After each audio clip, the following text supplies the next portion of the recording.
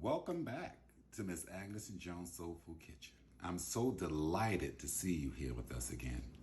The answer to the question I had last time we met was, what are your main important tools in the kitchen? And the answer to that would be your hands. Your hands are the most important tools you have in the kitchen, because with your hands you do everything with. So for those of you who answered correctly, good job. The next question I have for you for this week is, what is a basic mirepoix? When you have that answer, please put the answer down in the comment section. So, welcome again to Miss Agnes and Jones Soulful Kitchen. Today, I'll be doing a tutorial on my jambalaya. Yes, my jambalaya. Now, this is not the traditional jambalaya that has okra in it. This is my own version of jambalaya, okay? And I will also be making some fried chicken and some sweet corn on the cob with it. So sit back, relax, and I'll see you in the kitchen. Yeah. All right, everyone. The first step we're going to do to make this jambalaya is we're going to render some bacon. We're going to turn our eye on 8, medium high. We're going to add some bacon to the pan. I did like a pack. And then we're going to just turn this up a little. And we're going to render the bacon. What we're going to do is we're going to let the bacon cook down just a bit so that it starts to cook.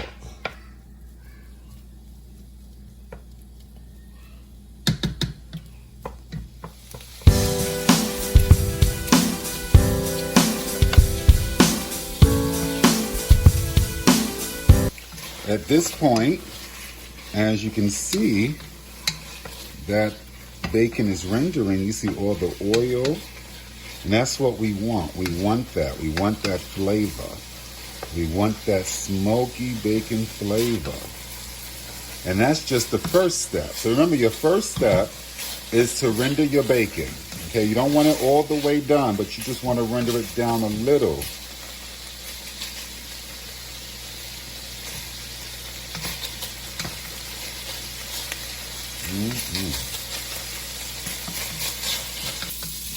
Okay, we're almost there. You don't want to cook it too much, right there, just to get some of that oil out. Now we're going to scoop this out, put this to the side. Just want that oil.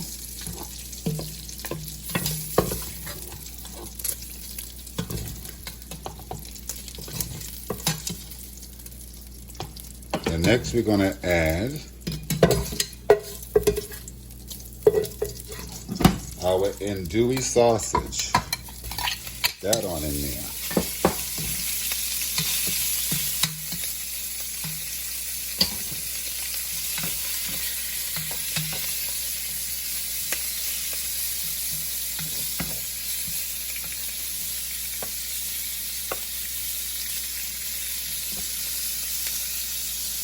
Let that brown up some. And now you got all that flavor from the bacon, the sausage, and we'll be back in about 5 minutes. Talk to you soon. At this point, as they cook, you notice I'm turning them, because I want to make sure they're fully cooked, even though they're going into the oven. You want to make sure they're cooked. Imagine all that flavor with the bacon and now the sausage.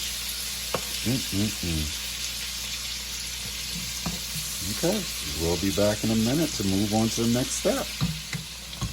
Okay, now that they're cooked, I'm going to remove them. Okay, I've added the chicken. Let that brown up. As you see, everything is being cooked individually for now. Only for now. I'll be back in a moment when this is finished. Now I'm going to remove the chicken from the stove.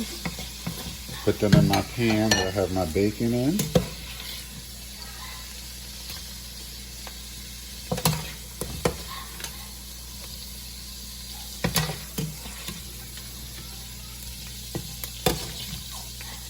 At this point, we are going to add our shrimp. And I like to lay it down, layers one at a time, single, so we can get a full cook. Remember, shrimp do not take long to cook. Not at all.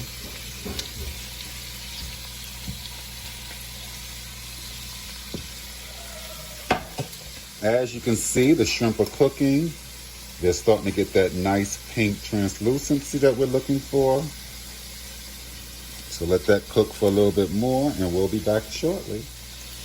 As you see, the shrimp are cooking up. Starting to turn them, flip them over.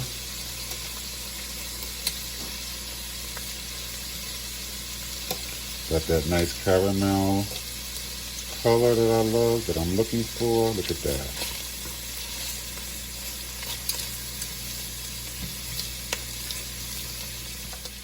Okay, at this point, you see how the shrimp are nice and cooked? We're going to take these and we're going to reserve these to the side for later. Now we're going to add our butter, let our butter melt. In the same pan we did everything in. Let that melt. And then we're going to add our onions, celery, carrots, peppers, okay, which is our mirepoix, which we discussed in our first video, okay, which is onion, carrot, celery. We just added green peppers, and I'm going to add my garlic to this. I'm going to put that in there. We're going to have that saute up some.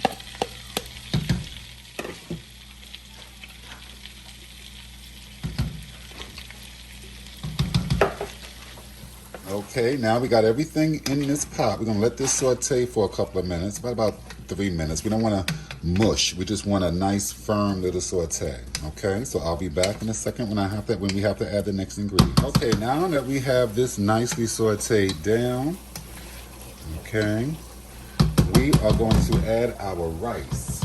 Once we added our rice, we are then going to add 3 tablespoons of tomato paste,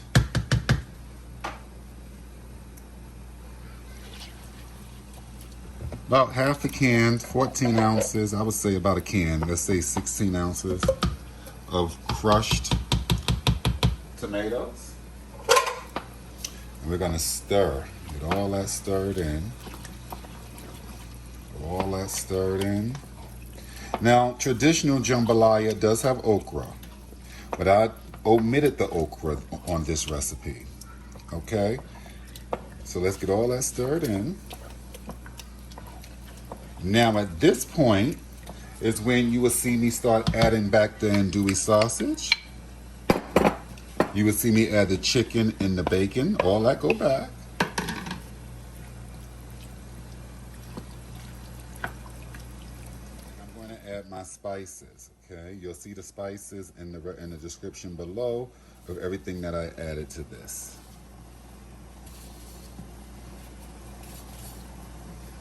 Okay.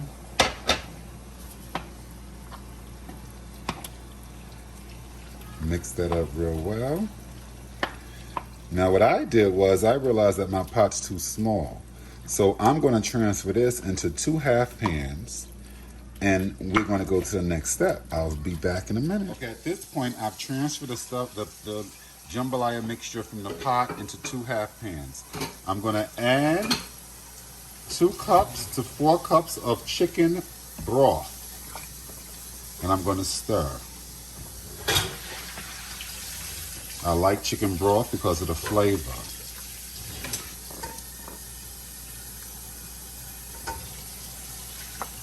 And I'm going to stir.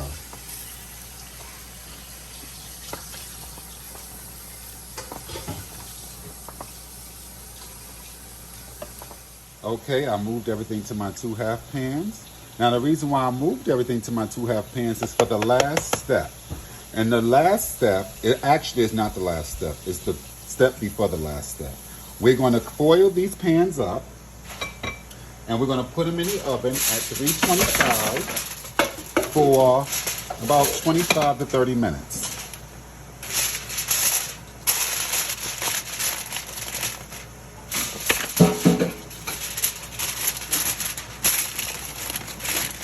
And what I like to do is for that extra seal, I like to put a foil lid over it to make sure that everything comes out delish. All right, I'll see you soon. All right, so I decided to add a couple of things to the side of this jambalaya. Okay, so I decided to add a couple of my sides to the jambalaya, like my fresh corn on the cob. What I'm going to do is, with this corn, I have it soaking in water, or actually boiling in hot water, with a little sugar, 2 cinnamon sticks, and let it go. We'll be back with the final results. See you soon. All right, now what I'm going to do is I'm going to make some fried chicken to go with my jambalaya and my corn on the cob. So with my fried chicken, I'm going to add my seasoned salt. Just a tiny bit. Nothing too fancy. My sazon, my all in all seasoning. My seafood, soul food seasoning. I like to put a little Miss Dash on there. Just a little bit of Miss Dash. You know, maybe a lot of Miss Dash. You know, Miss Dash is something. You know, so then I'm going to mix that up. I put a little pepper. And my garlic powder is on it as well.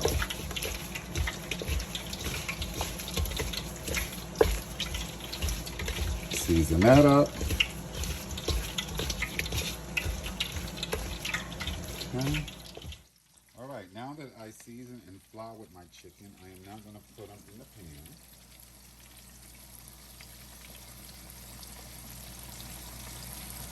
I don't want to overstuff the pan. About 6. And let them fry.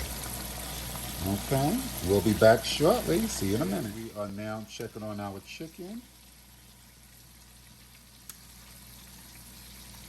Nice.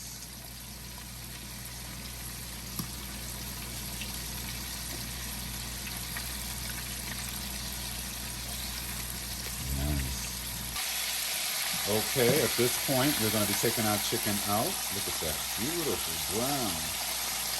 Ooh, look at that gorgeousness.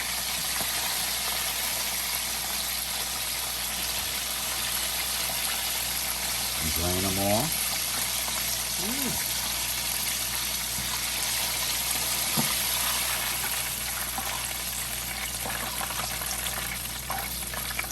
Ooh. And we'll be back in a moment to show you the next steps. Point, we are going to be checking on our corn on the cob. Look at those beautiful things. Look how they just, ooh, they smell ravishing. I wish you can smell these delicious things, these delicious ears right now. All right, we'll be back in a few. All right, ladies and gentlemen, at this point, look at gorgeous. Look at this. I did another batch, and I'm just about ready to take them out soon. Just wanted to show y'all what they look like.